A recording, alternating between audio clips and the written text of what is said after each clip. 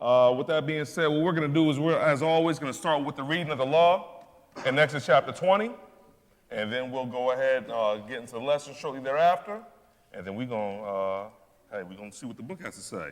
So let's go ahead and turn to Exodus chapter 20. Exodus chapter 20. As we do in all the Israel of God locations, we start with the reading of the law. Because at the end of the day, you did not come here to see what I had to say. We all came to hear what God has to say out of his word. Amen? Amen. That's what matters. So Exodus chapter 20 and verse 1. When you get there, go ahead and read. And God spake all these words, saying, I am the Lord thy God, which have brought thee out of the land of Egypt, out of the house of bondage. Thou shalt have no other gods before me. Thou shalt not make unto thee any graven image, or any likeness of anything that is in heaven above, or that is in the earth beneath, or that is in the water under the earth. Go ahead. Thou shalt not bow down thyself to them, nor serve them. For I, the Lord thy God, am a jealous God, visiting the iniquity of the fathers upon the children, unto the third and fourth generation of them that hate me. And showing mercy unto thousands of them that love me and keep my commandments. Keep going. Thou shalt not take the name of the Lord thy God in vain, for the Lord will not hold him guiltless that taketh his name in vain. Remember the Sabbath day, to keep it holy. 6 days shalt thou labor and do all thy work. But the 7th day is the Sabbath of the Lord thy God. In it thou shalt not do any work, thou, nor thy son, nor thy daughter, thy manservant, nor thy maidservant, nor thy cattle, nor thy stranger that is within thy gates. For in 6 days the Lord made heaven and earth, the sea, and all that in them is, and rested the 7th day. Wherefore the Lord blessed the Sabbath day and hallowed it. Keep going. Honor thy father and thy mother, that thy days may be long upon the land which the Lord thy God giveth thee. Thou shalt not kill. Thou shalt not commit adultery. Thou shalt not steal. Thou shalt not bear false witness against thy neighbor. Thou shalt not covet thy neighbor's house. Thou shalt not covet thy neighbor's wife, nor his manservant, nor his maidservant, nor his ox, nor his ass, nor anything that is thy neighbor's. Thank you for that. Now let's turn to Ecclesiastes chapter 12. Ecclesiastes chapter 12. So we saw what happened at the front of the book when God was burning that mountain, Mount Sinai. Let's see if it changed in the middle of the book when we had the wisest king other than God, King Solomon. Let's see if it changed. Ecclesiastes 12, go ahead and give me verses 13 and 14. When you get there, go ahead and read. Let us hear the conclusion of the whole matter. Fear God and keep his commandments. For this is the whole duty of man. That's the whole meaning of life. Go ahead. For God shall bring every work into judgment with every secret thing, whether it be good or whether it be evil. That's right. Now let's see if it changed at the end of the book. Revelation chapter 22. Last chapter of the last book, and let's see if anything has changed. Revelation 22, we're going to hit 14 and 15. When you get there, go ahead and read. Blessed are they that do his commandments, that they may have right to the tree of life, and may enter in through the gates into the city. That's right. For without are dogs, and sorcerers, and whoremongers, and murderers, and idolaters, and whosoever loveth and maketh a lie. Whosoever made the lie, and whosoever loves the lie that they made. That's what that's saying. So now what we're going to do, brothers and sisters, number one, I want to introduce Brother Mac, my senior reader and colleague today. And I am your teacher for today, Brother Jared, coming out of the Israel of God, Washington, D.C. And it's a pleasure to stand before you. Amen. It is a pleasure to stand before you. So today, what I want, like I said, sometimes you have a hard time trying to think of what you're going to deal with, but at the end of the day, the Lord kind of guides you with what you need to bring out, what you need to show, what you need to showcase for the people.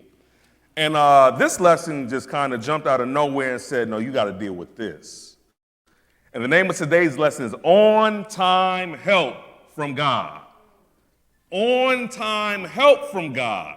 Because we need to go back and take a little glimpse at what he did with the blueprint in regards to helping mankind or helping man in that instance. And we're going to see even when God can help the help me. We're going to see that through today's lesson before we get out of here. So what we're going to do is going to start this in Genesis chapter 3. Genesis chapter 2, rather. Genesis chapter 2. And if it's your first time here, we actually read the Bible together. We actually read the book. In school, they have you buying all these different textbooks for all these different subjects. Every 6 months, buy this book, that book, that book, that book. And then they make you sell them back for less than what you paid for them. But we have one book we should be dealing with. If I went to an institution, I have 4 years to deal with just one book, I should be an expert in that book. So this is the one book God has us focusing on as far as salvation for everlasting life. And this is the one book that we have to know. So how will we know it if we don't read it? And there's enough meat on the bone in this book for the men and the women. But today we're going to have a conversation with the sisters. We're going to show some things that may not have been highlighted that's especially for them. That's what we're going to do today. So in Genesis chapter 2 and verse 7, when you get there, go ahead and read. And the Lord God formed man of the dust of the ground, and breathed into his nostrils the breath of life. That's right. And man became a living soul. Did it say he put a soul in him? Man became a living soul. So he is a soul. Your body is a soul. As they say, we're going to learn something on the way to learning something. So now let's go ahead and jump. We're going to jump down to verse 15. When you get there, go ahead and read. And the Lord God took the man, right, and put him in the Garden of Eden to dress it and to keep it. Right, so he gave him something to do. Go ahead. And the Lord God commanded the man, saying, of every tree of the garden thou mayest freely eat, but of the tree of the knowledge of good and evil thou shalt not eat of it, for in the day that thou eatest thereof thou shalt surely die. So he gave the man something to do as well as some boundaries of instructions that he should abide by. Go ahead. And the Lord God said, it is not good that the man should be alone. But even after all that, the Lord noticed something. Something's missing. It's not good that man should be alone. Go ahead. I will make him a helpmeet for him. So I'm going to make him a helpmeet for him. Now, that's interesting. When God's plan comes into position, you see a male, and then he's bringing the helpmeet, which we know is the woman or the female. And when they're together and they spend a lifetime together, next thing you know, the family reunion got all kinds of people there. That man really ain't alone, right? Because a lot of times they think just the one person. No, this is how you have a whole community, because it's not good that a man should be alone. So he know what he doing. If he brought him another man, that's not going to accomplish that, is it? No. The Lord know what he doing. So now we're going to see this right here. Say, I'm going to make him an helpmeet for him. So go ahead and jump down to verse 21. Verse 21, go ahead. And the Lord God caused a deep sleep to fall upon Adam. And he slept. And he took one of his ribs. He took a rack of ribs. He took one of his ribs. One rib. Go ahead. And closed up the flesh instead thereof. Right. And the rib, which the Lord had taken from man, right, made he a woman. And brought her unto the man. So he knew exactly what he was doing. Go ahead. And Adam said, this is now bone of my bone, right, and flesh of my flesh. She shall be called woman, because she was taken out of man. So how can, in today's society, someone be claimed to be a womb man when they don't have a womb? They keep forgetting the basic ingredients. Go ahead. Therefore shall a man leave his father and his mother, right, and shall cleave unto his wife, right, and they shall be one flesh. And they both were naked, the man and his wife, right, and were not ashamed. And not ashamed. Go ahead. Oh, that's in the 25. Perfect. So you see what the blueprint is. I always like going to take a look at the blueprint, because sometimes mankind messed stuff up throughout the generations. So this was the blueprint, and he has officially accomplished bringing a helpmeet to man. But what some have not realized is sometimes Satan likes to corrupt what God made good. So he's like, hold on, if this is a helpmeet for man, then I can try to find a way to make it go against God's plan. So we're going to see an attempt in Exodus chapter 1. Exodus chapter 1. But as we go through some of these stories, we're going to start realizing, hold up, even when someone tries to go against the program and have you doing something that God didn't expect for you to do, you always see an example where someone gets the train back on the track. That's what we're going to see in the book. Exodus chapter 1. And go ahead and give me verse 8. When you get there, go ahead and read. Now there arose up a new king over Egypt, which knew not Joseph. And he said unto his people, Behold, the people of the children of Israel are more and mightier than we. Go ahead. Come on, let us deal wisely with them, lest they multiply, and it come to pass that when there falleth out of any war, they join also unto our enemies and fight against us, and so get them up out of the land. So they were scared because, see, you had a whole lot of people proliferating and growing down in Egypt. So now they getting scared because they grown and becoming mighty. But go ahead and jump down to verse 15. Verse 15, go ahead. And the king of Egypt spake to the Hebrew midwives. Okay, so this wasn't done publicly. So in order to stop this, I need to go try to deal with them privately. Go ahead. Of which the name of the one was Shipra, right, and the name of the other Pua. And he said, when ye do the office of a midwife to the Hebrew women, and see them upon the stools, if it be a son, then ye shall kill him. But if it be a daughter, then she shall live. So you see what the game plan is? So this is the plan. I want you to start taking out the men children or the sons methodically and quietly. Go ahead. But the midwives feared God. Oh, but you see, like I said, the train isn't always off the track. It says here, the midwives feared God. Go ahead. And did not as the king of Egypt commanded them. But so it wasn't a suggestion. He commanded them to do that. So they had more fear of God's commandments than the king's commandments. Go ahead. But saved the men children alive. And the king of Egypt called for the midwives and said unto them, Why have you done this thing? Right. And have saved the men children alive. And the midwives said unto Pharaoh, Because the Hebrew women are not as the Egyptian women, for they are lively, right, and are delivered. The midwives come in unto them. So sometimes that labor process ain't taking that long. But no matter what it was, they weren't obeying Pharaoh's commandment. That's what the point of the story is. But see, the thing is that what we're seeing in the Bible is the Lord showing that they were in a position to not be a helpmeet, to be a hurt. And this isn't, we don't see them being as just wives here. They're called midwives here. But we're seeing them in a position to do help or to do harm. And they chose, no, we're going to do the help. We're going to fear God. Go ahead. Therefore, God dwelt well with the midwives. He dealt well with the midwives. Go ahead. And the people multiplied and waxed very mighty. Right. Now, see, keep this in mind. These midwives, Pharaoh knows of them by name. So he knows exactly where they are, where they live, how he can contact them. So these aren't some people that are not well known within the community. Go ahead. And it came to pass, because the midwives feared God, that he made them houses. That he made them what? Houses. So, but they weren't homeless. The children of Israel, yes, they were in Egypt, but they weren't homeless in Egypt. So what house did God make for the midwives? This is a spiritual body.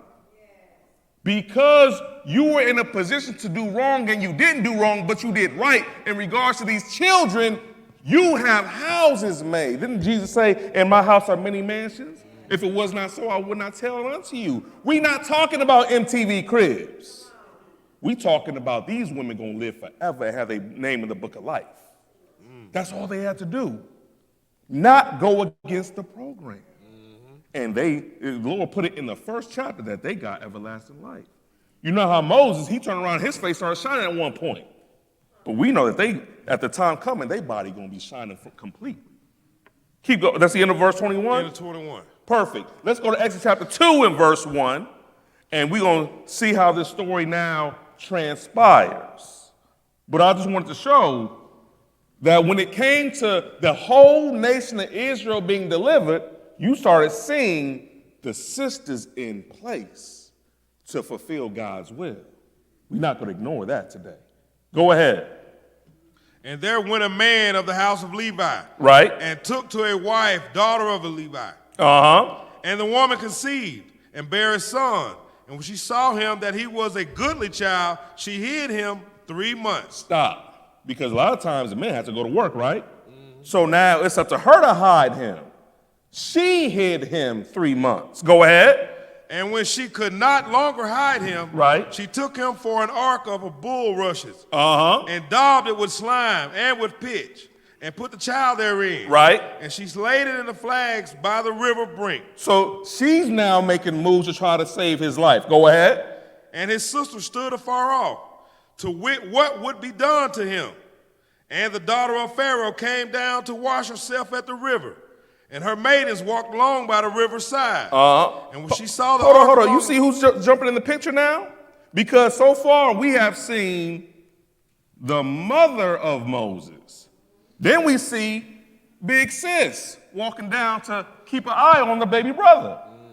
Then we see some Hamite women, Pharaoh's daughter, and all of her mistresses, or those so we see nothing but women in regards to this transference from one household to another.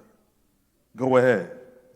And when she saw the ark among the flags, she sent her maid to fetch it. And when she had opened it, she saw the child, and behold, the baby wept. And she had compassion on him and said, "This is one of the Hebrew children."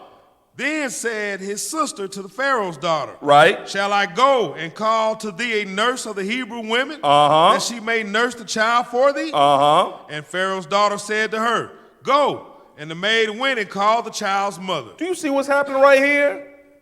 The sister's now being a broker and saying, I can find the one person you need to nurse. But she didn't say which person that was. I can go find one of the Hebrew women.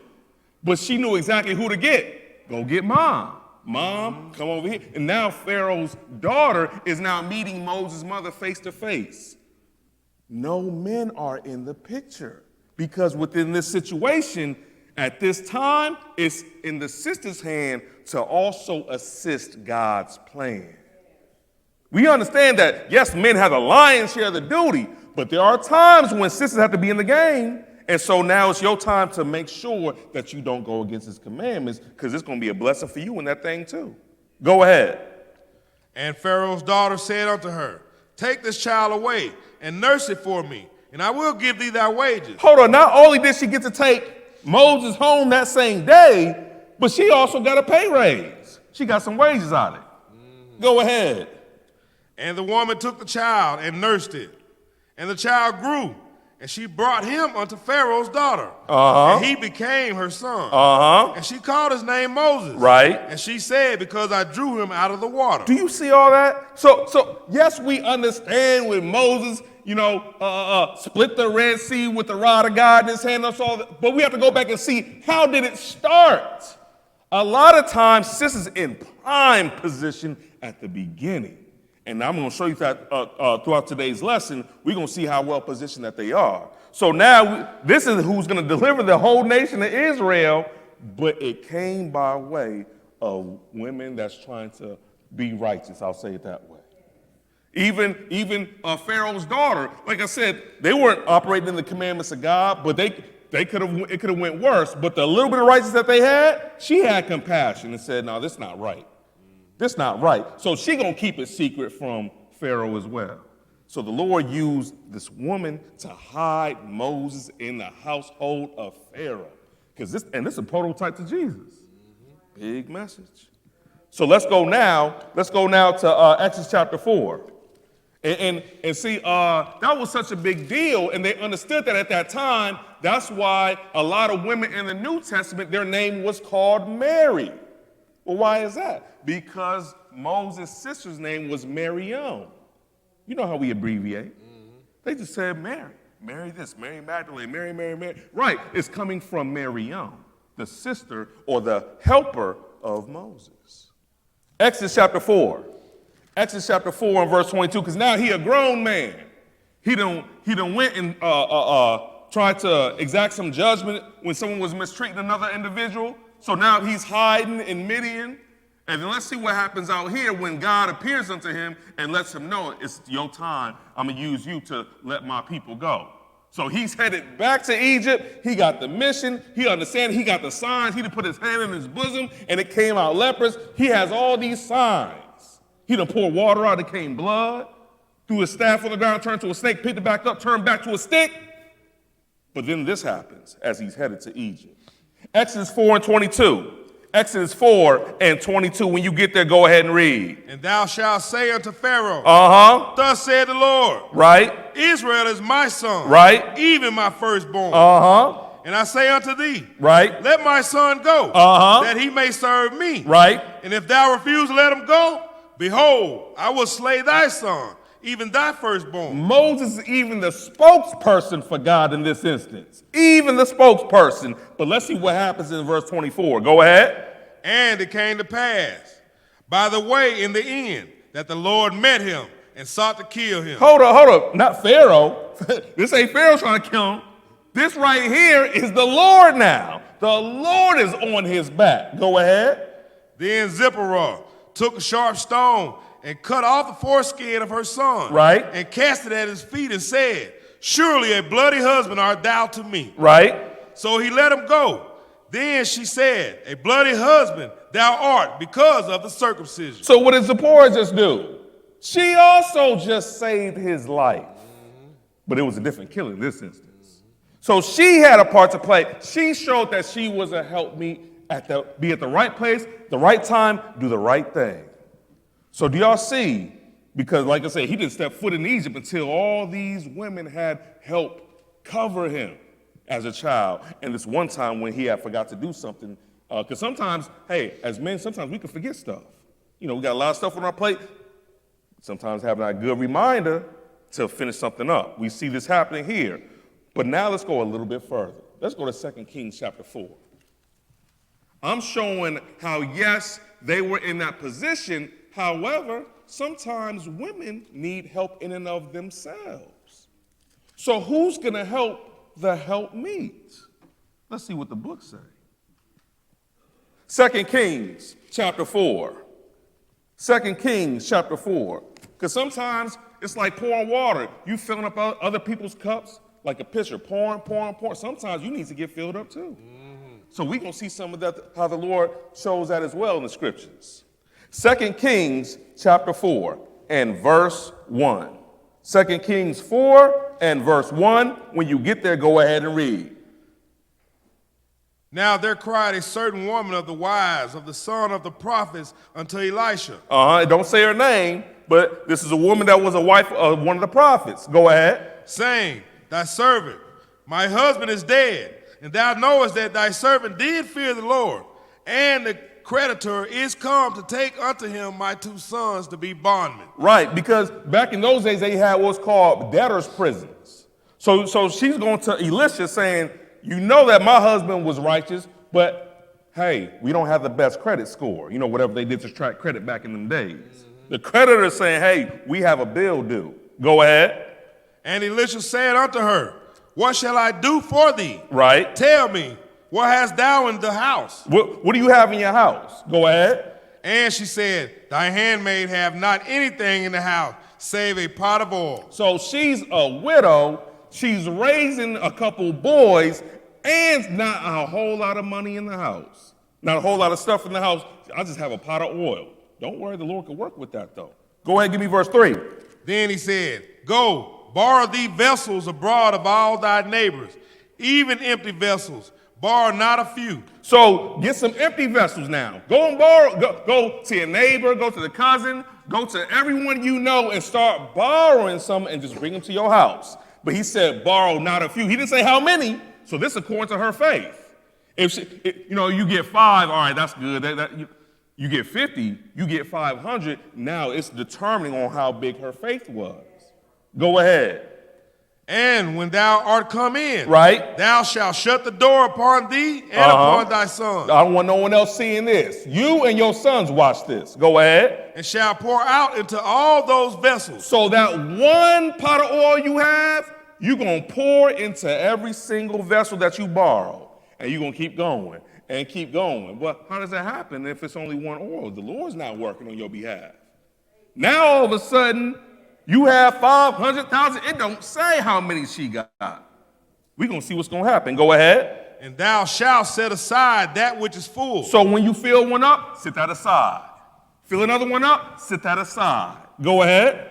So she went from him and shut the door upon her and upon her sons, who brought the vessels to her, Right. and she poured out. And it came to pass, when the vessels were full, that she said unto her son, bring me yet a vessel. Bring the next one. Go ahead. And he said unto her, there is not a vessel more. Mom, you filled it all. We don't have no more empty ones. You filled all of them. Go ahead. And the oil stayed. In other words, the oil didn't run out that one pot of oil she had until every single vessel she borrowed was full.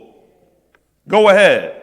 Then she came and told the man of God. Right? And he said, go sell the oil and pay thy debt. Hold up. Go sell the oil and pay your debt. So let's say you got one bill. That bill is $500. And you go pay the bill. Is that it? No. What do you say at the end of that? Finish it out. And live, thou and thy children of the rest. And live off the rest. That means she just got a job. She just became an entrepreneur that one day. So no matter how many vessels it was, you can live the rest of your life selling the oil off the rest.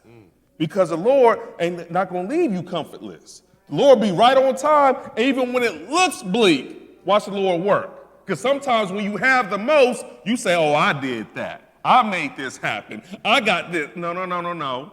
When you have the least, now you can give credit to whom it's due. God. Now, not only did she get out of that debt, but what else does she have mentally? She has a testimony. So when you go to the next person going through something, you have a testimony. If everything's all sweet and good, you don't have no testimony, then they're not going to look at you the same. They need to smell that you done went through something in order to be able to relate to their situation that they're going through. That's why Brother Jared has no problem giving testimonies, because Brother Jared, then went through some stuff in life. I have had handcuffs on me. I've had police pressing on me. I went through all that stuff, and guess what? I'm still here because I can show you the way out. That's the testimony. Everyone has their own individual testimony. We all have the same scriptures, but your testimony is different from my testimony. And there may be someone walking through that door that your testimony may work better for them than mine.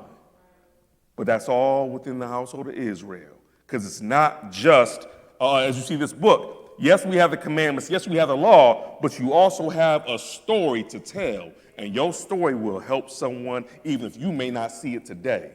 Some people writing their testimony right now. Yes, sir. You're trying to get that light bill, right? Don't worry, the Lord already got that fixed, but the next 2 years, when someone comes through the door, going through that situation, oh, now I know what this was for. That's what Joseph had to realize. Oh, it's not even about y'all being jealous. The Lord sent me ahead of time to save life. That's what that was for. So that's all we see in here. Live off the rest. But see, I like this chapter.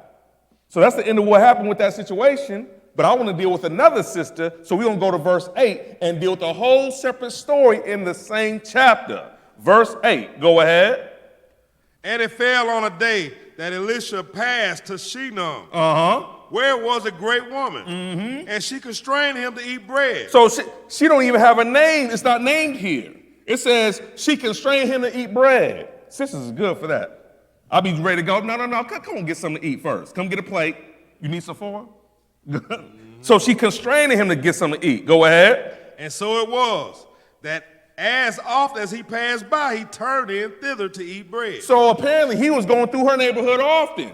And as often that he came by, come on, get something to eat. We already got your plate ready. All right, I'm coming. And he came to get something to eat. This ain't nothing, we ain't doing nothing but food though, right? But there's something bigger than just food. Go ahead. And she said unto her husband, Behold now, I perceive that this is an holy man of God. Now you notice that? That means she was attentive to how someone moves, how they converse, how they speak, how they behave. She said, hold up. He ain't like all the other dudes that's come through in the area. I perceive that this is a holy man of God. In other words, we need to up the ante. Go ahead. Which passes by us continually. Let us make a little chamber, I pray thee, right, on the wall, and let us set for him there a bed, and a table, and a stool, and a candlestick. And it shall be, when he cometh to us, that he shall turn in thither. So you see what's happening now? So it went from getting a plate to now they done turned their spot into a hotel. He got a table, chair, bed, probably had the TV with the Netflix. They got everything laid out. So she's like, let him come here and relax himself. Now, and being a righteous man of God, you don't want to just take from people. You wondering, what can I do for you? Because that's what the way a righteous man thinks. Go ahead. And it fell on a day that he came thither, and he turned into the chamber and laid there. And he said to Gehazi, his servant, call this Shunammite. Right. And when he had called her, she stood before him. So go ahead, call her over here real quick. Go ahead. And he said unto him, say now unto her, behold, thou hast been careful for us with all this care. Right. Who is it to be done for thee? Right. What is it to be done for thee? What can we do for you? Go ahead. Wouldst thou be spoken for to the king? Do you want me to go give a good recommendation to the king of the land? Go ahead. Or to the captain of the host? You want me to go say something to the military men over off the side? Go ahead. And she answered, I dwell among my own people. Because she's not an Israelite. She's like, no, I'm among my own people. That's my king over there. That's the captain. That's the army that protects us. I'm amongst my own people. I'm good in that area. Go ahead. And he said, when then is it to be done for her? So what should we do for her? Go ahead. And Gehazi answered, verily she have no child, and her husband is old. Oh, that's what her concern is. That's what her deep down desire was, is that she didn't have no children and her husband is older. Go ahead. And he said, call her. And when he had called her, she stood in the door. And he said, about this season, according to the time of life, that thou shalt embrace a son. You see that? Because the Lord knows when you doing something, because you pouring out to other people, the Lord gonna fill your cup. That's how it works, and no matter what walk it is. So because you've been doing this, you're gonna embrace the son about this time next season. Go ahead. And she said, nay, my lord, thou man of God, right? Do not lie unto thine handmaid. In other words, don't get her feelings all in it and not let this be true. Because now she's gonna have an expectation. She said, don't lie to me, don't lie to me about this, because that's gonna make someone get emotional when it's something they really want. Go ahead. And the woman conceived and bare a son at that season. And Elisha had said unto her, according to the time of life. So it came to pass. Go ahead. And when the child was grown, right, it fell on a day that he went out to his father to the reapers. So he's going out to the field. She had the son. Now he's grown man, and he's just headed out to the field one day. Go ahead. And he said unto his father, my head, my head. So his head was hurting. Something's going on. Go ahead. And he said to the lad, carry him to his mother. Because he had to say it to the other young men, because remember, his father was old already. So if you add a few years on top of that, he can't carry him to his mother. So one of the young men had to carry him to his mother. Go ahead. And when he had taken him and brought him to his mother, he sat on his knees till noon and then died. So he laid down on his mother's lap and died on her lap. Go ahead. And she went up and laid him on the bed of the man of God. Now see, this is when, this right here, my antenna went up. You didn't see her say a mumbling word. And she could have laid him anywhere, but she said, no, I'm gonna put you on the man. In other words, what I did way back then, I'm going to him, because I couldn't have him in the first place unless I went to the man of God. In other words, the Lord working through the man of God. So I'm gonna put him on his bed. Go ahead. And shut the door upon him and went out. And she called unto her husband and said, send me, I pray thee, one of the young men and one of the asses, that I may run to the man of God and come again. In other words, I gotta go run an errand, baby. Go ahead. And he said, wherefore wilt thou go to him today? It is neither new moon nor Sabbath. Right. And she said, it shall be well. It's all good. She didn't even say nothing about the child dying on her lap. But you know what's going on upstairs in her mind. It's gotta be, woo. It's gotta be rough right now. But she's doing the only thing that she knows to do regarding the man of God. Go ahead. Then she saddled an ass and said to her servant, drive and go forward. Right. Slack not thy riding for me, except I bid thee. In other words, as we would say today, put the pedal to the metal, head directly to the man of God. Go ahead. So she went and came unto the man of God to the Mount Carmel. And it came to pass, when the man of God saw her afar off, that he said to Gehazi, his servant, behold, yonder is that Shunammite. So you're able to see her coming in the distance. Apparently it must be like a chariot or something they could recognize. The Shunammite's headed over here. The woman that had that child some years back. Go ahead. Run now, I pray thee, to meet her. And say unto her, is it well with thee? So as someone will be heading towards them, they would send a messenger to get a heads up versus waiting until they got there. So Gehazi's going ahead to find out, is everything okay? What's going on, sis? Go ahead. Is it well with thy husband? Is it well with the child? Right. And she answered, it is well. So in other words, she don't want to talk to no, as they say, someone in between. No one in between her and Elisha. So Gehazi, like a messenger, it's all good. She like, bye. I'm on a mission. Go ahead. And when she came to the man of God, to the hill, right, she caught him by the feet. So all of a sudden she show up and just grab Elisha by the feet. Go ahead. But Gehazi came near to thrust her away. He like, what you get up off him? That's kind of what he thinking. But we're going to see how this plays out. Go ahead. And the man of God said, let her alone. Yeah, leave her alone. Go ahead. For her soul is vexed within her. And the Lord had hid it from me. Her soul is vexed, and the Lord didn't give me a heads up on this situation. Sometimes the Lord will give the prophet, the man of God, a heads up. Someone coming over here, they about to ask for this. Someone over here disguising as this, but it's really that. Lord didn't say nothing. He letting this play out, so Elisha has to let it play out. Her soul is vexed, and the Lord has hid it from me. Go ahead. And have not told me. Then she said, did I desire a son of my Lord? Did I not say, do not deceive me? Did I say, don't deceive me? Go ahead. Then he said to Gehazi, gird up thy loins, and take my staff in thy hand, and go thy way. She didn't tell Elisha the boy died. She went back to the original statement. Didn't I say, don't deceive me about having a son? And he like, okay, something must be wrong with the boy. Go get your staff, Gehazi. And so he about to send Gehazi is like, I'm going to send you to do this, send you to do that. But she like, I'm not here for that. Go ahead. If thou meet any man, salute him not. Right. And if any salute thee, answer him not again. And lay my staff upon the face of the child. And the mother of the child said. But what did she say? Go ahead. As the Lord liveth, and as thy soul liveth, I will not leave thee. I don't care who you send. I came for you. I'm not leaving your side, Elisha. Go ahead. And he arose and followed her. So now Elisha himself got to get up and do this job. You know how they say, if you want something done right, you got to do it yourself? She said, no, I don't want no in-between because we had the conversation years ago. So I want you to do this. Go ahead. And Gehazi passed on before them and laid the staff upon the face of the child. Right. But there was neither voice nor hearing. Wherefore he went again to meet him and told him, saying, the child is not awake. See, Gehazi wasn't getting it done. Go ahead. And when Elisha was come into the house, behold, the child was dead and laid upon his bed.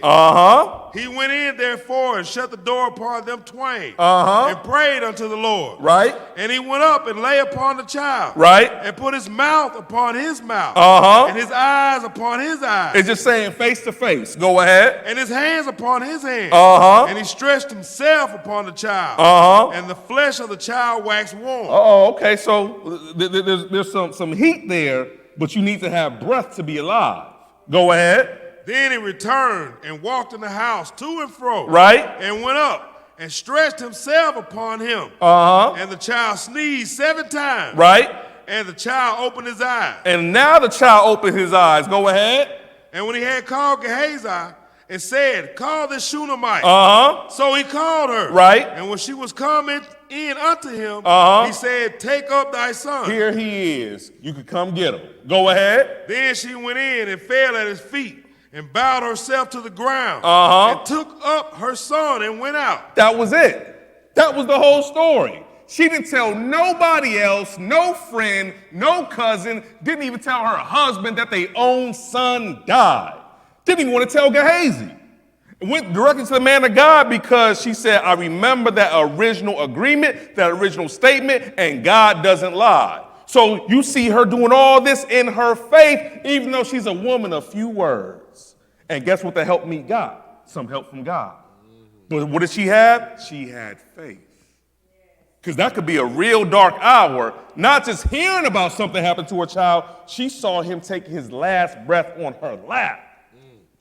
And then said, I know what to do about this, and I'm going to do it. And she went to where she needed to go.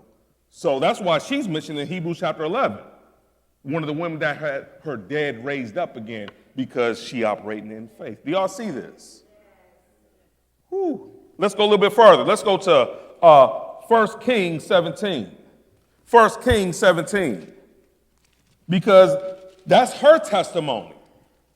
She lived her life, she died, but guess what? This is now an account to help those that's still around today, to let people know God is still able. Abraham is dead. Jacob is dead. Isaac is dead. Judah is dead. But the God of Israel is still here. So the thing that you read here is not impossible, because it says with God anything is possible. So you have to remember who you're dealing with and how he still is. 1 Kings 17. 1 Kings 17. And pick it up at verse 8. 1 Kings 17 and verse 8. We're going to now find out about, Elisha was the understudy of Elijah. Elijah the prophet, let's see what's happening with him when there's a drought or a famine of 3.5 years, when it's no rain.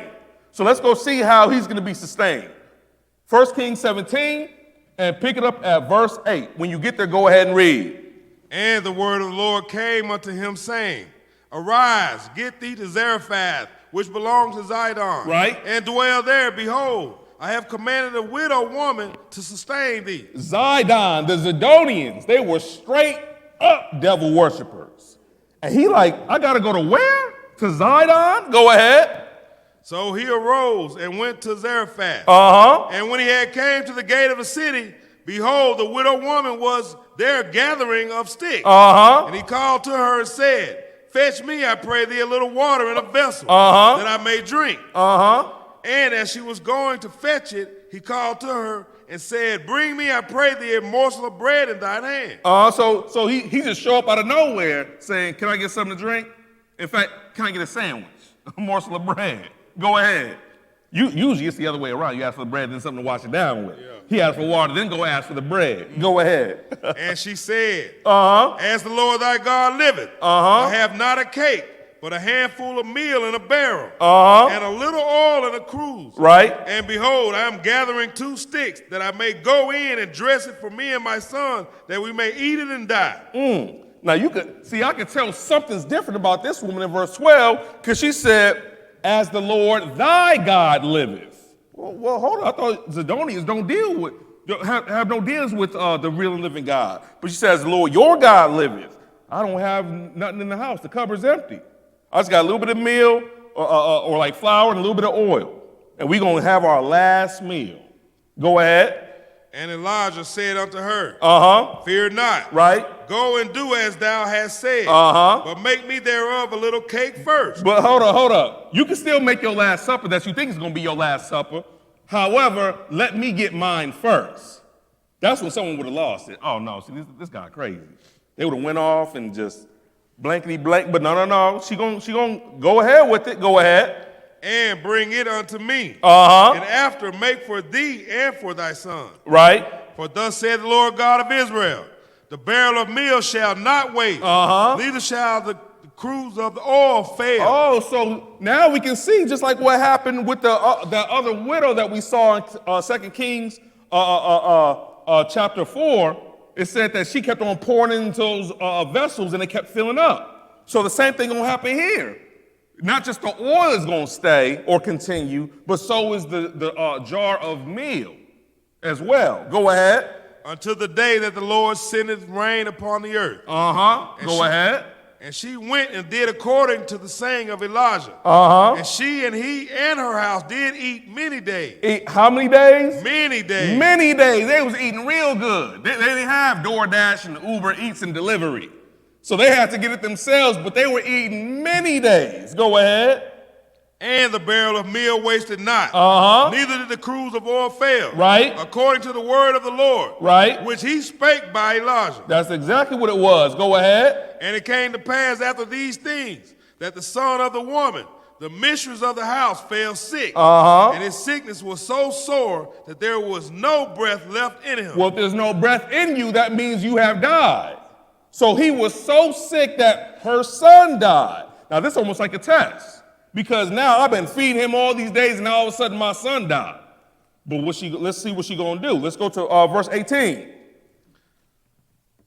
Go ahead. And she said unto Elijah, What have I to do with thee, O thou man of God? Art thou come unto me to call my sin to remembrance, and to slay my son? Is it something that I done wrong in my past? Go ahead. And he said unto her, Give me thy son. And he took him out of her bosom and carried him into a loft, right, where he abode and laid him upon his own bed. Oh, so Elijah put that child that had died on Elijah's own bed. Go ahead.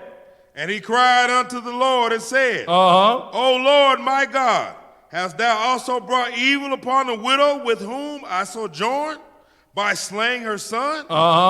And he stretched himself upon the child 3 times. Right. And cried unto the Lord and said, O Lord my God, I pray thee, let the child's soul come in unto him again. Now that's why I made sure we read in Genesis chapter 2 that man became a living soul. In other words, let him come to life again, because the soul isn't inside of you like that. Because the body is a soul. Go ahead. And the Lord heard the voice of Elijah. Right. And the soul of the child came into him again. And he revived. In other words, his breath came back. Go ahead. And Elijah took the child and brought him down out of the chamber into the house. And delivered him unto his mother. And Elijah said, See, thy son liveth. Go ahead. And the woman said to Elijah, Now by this I know that thou art a man of God. That's right.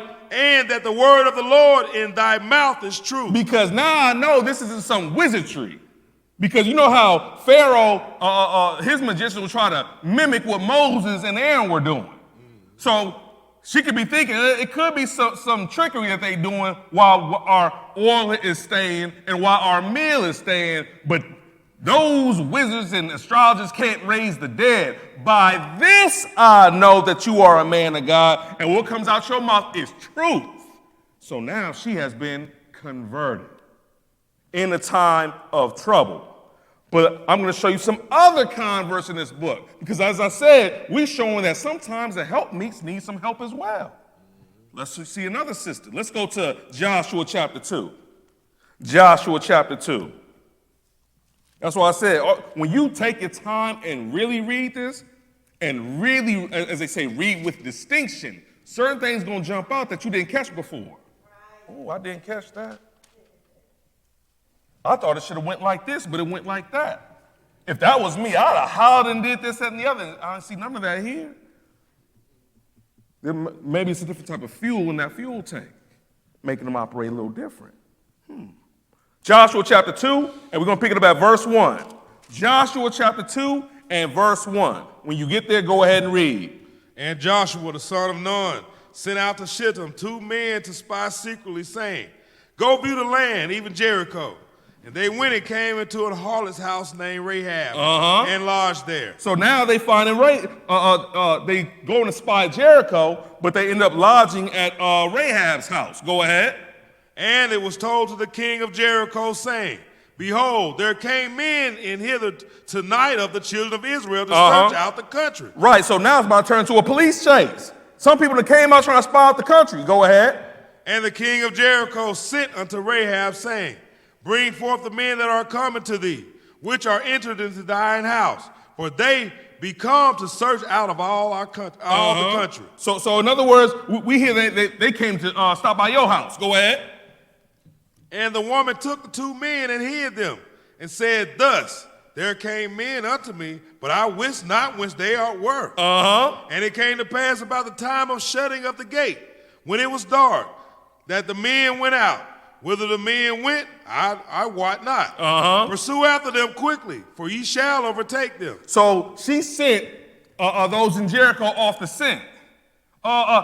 They might have went that way. Hurry up. You can catch them if you hurry up. So it's like a police chase. They just trying to hurry up and go catch these two spies. But go ahead. But she had brought them up to the roof of the house and had them with the stalks of flax. Right. Which Because, she had now, you know what's interesting? Because she could have just been like, yep, I got them right here.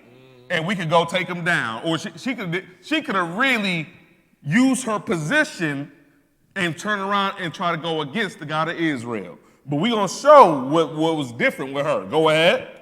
Which she laid in order upon the roof. And the men pursued after them the way of Jordan unto the ford. And as soon as they which pursued after them were gone out, they shut the gate. Right, go ahead. And before they were laid down, she came up unto them upon the roof. And she said unto the men, I know that the Lord have given you the land. Now stop it. She didn't show up and say, so what's going on? She didn't ask no question, did she?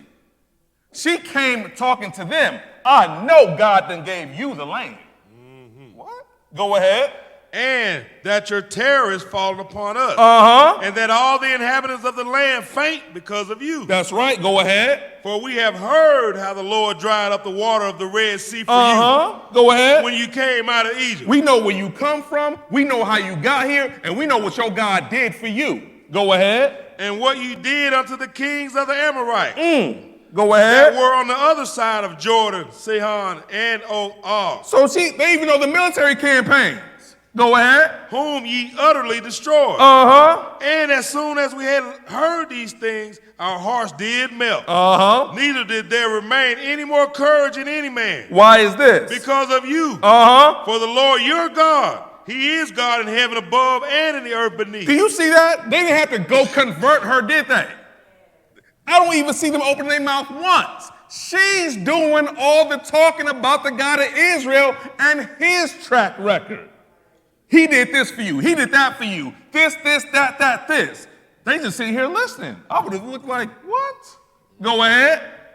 Now, therefore, I pray you, swear unto me by the Lord. Now, this when she has some more wisdom. I'm not just going to be in a position where I'm just going to proclaim. I'm going to try to work out a deal for myself and my household. Go ahead. Since I have showed you kindness, that you will also show kindness unto my father's house, and give me a true token. Let's make an agreement. Go ahead. And that you will save alive my father and my mother and my brother and my sisters and all that they have, and deliver our lives from death. Do y'all see that? They still ain't opened up their mouth yet. She doing all the talking, working out a sweet deal for her household. Go ahead. And the man answered her, our life for yours. If you utter not this our business. She got the agreement. And it shall be when the Lord have given us the land that we will deal kindly and truly with thee. Go ahead. Then she let them down by a cord through the window. Then they let them down by a cord out the window. Why is this? Go ahead. For her house was upon the town wall. Her house was upon the town wall. Go ahead. And she dwelt upon the wall. And she dwelt upon the wall. Why does that stand out to me? Because after the seventh trumpet, they were to go around the city 6 days, one time a day. And on the seventh day, go around 7 times. They went around Jericho 13 times. And when they blew that seventh trumpet, the trumpet on their last day, after going around 7 times, the walls of Jericho fell down. So how could you go in and rescue someone that lives in a wall that's supposed to fall unless God didn't let her side of the wall or her section fall? That means God understood and went with the agreement. So I can make an agreement, but the whole building falls, then how can I go save anyone? God was like, I'm going with that. So she was able, so that's why they went out by the wall, because it lets you know that's where she dwelt. And don't you know, even scientists and archaeologists found that the entire wall fell except for one spot. Consider these things, because she dwelt upon the wall. But let's go a little bit further. That's the end of verse 15? Yes. I got to read some new book to you. I ain't going to keep you locked up in the Old Testament. Let's go to Matthew chapter 1. Let's go to Matthew chapter 1. Because, see, people always want to speak about where you came from. Why don't you speak about where you are today? and where you going next. King David wasn't always King David. He was a shepherd boy. People, as you go through life, you're going through different stages and phases, and sometimes you go through a rough patch, but you still learning from that rough patch as you continue going to where God needs you to be. Because I don't call her Rahab the harlot no more. We're going to call her what she is. Let's go to Matthew chapter 1 and pick it up at verse 1. When you get there, go ahead and read. The book of the generations of Jesus Christ, Uh-huh. the son of David, Uh-huh. the son of Abraham. That's right. Abraham begot Isaac, Uh-huh. and Isaac begot Jacob. That's right. And Jacob begot Judas Uh-huh. and his brethren. That's right. That means Judah and his brethren. Go ahead. And Judas begot Pharez, Uh-huh. and Zerah, Uh-huh. of Thamar. Uh-huh. And Pharez begot Ezron, Uh-huh. and Ezron begot Aram. You see, we walking down this lineage because we're showing how it's connected to Jesus. But go ahead. And Aram begot Aminadab. Uh-huh. And Aminadab begot Nason. Uh-huh. And Nason begot Salmon. Uh-huh. And Salmon begot Boaz. Right. Booz or Boaz. That's how I said in the Old Testament. Boaz. But Salmon begot Boaz of who? Of Rachab. Of Rahab. That's Rahab.